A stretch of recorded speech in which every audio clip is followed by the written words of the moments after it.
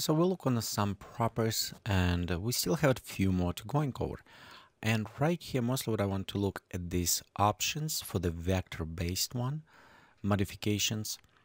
For this one, let's select our layer, and you notice if we in a raster mode or a bitmap, they're not available options. As long as we're using the layer or vector, those options is available.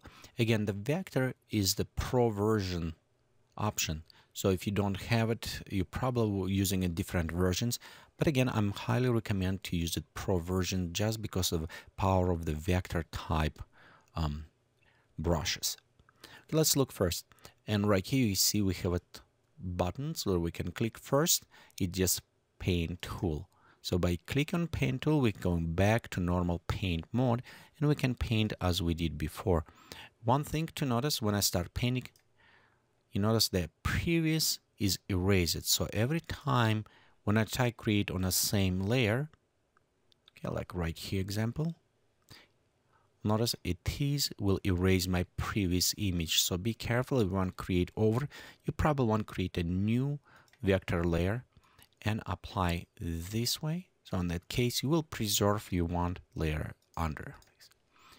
Okay, and next we have our tool. When you work with a vector, powerful, it's yet you can modify it.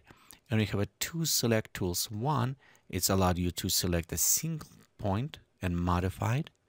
The another ones is allowed, and you can see the area right here. So you can increase, actually select multiple points at the same time.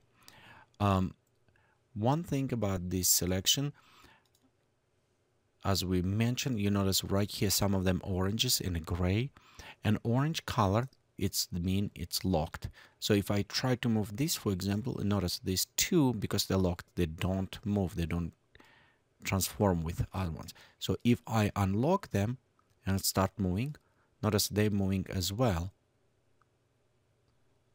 So this way it's kind of help you to lock specifically. For example, if I don't want to modify this curve, I leave it locked, unlock this and modify just specific curve in this way. Okay, so this is our selection.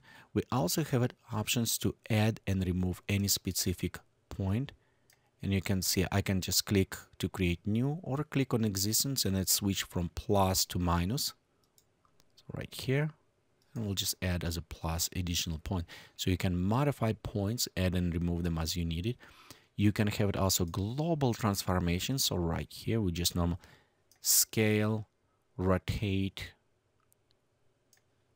just additional options, so you can modify, move it around, or just a kind of skew effect. You also have the start point. So this is initial, this is where the brush started.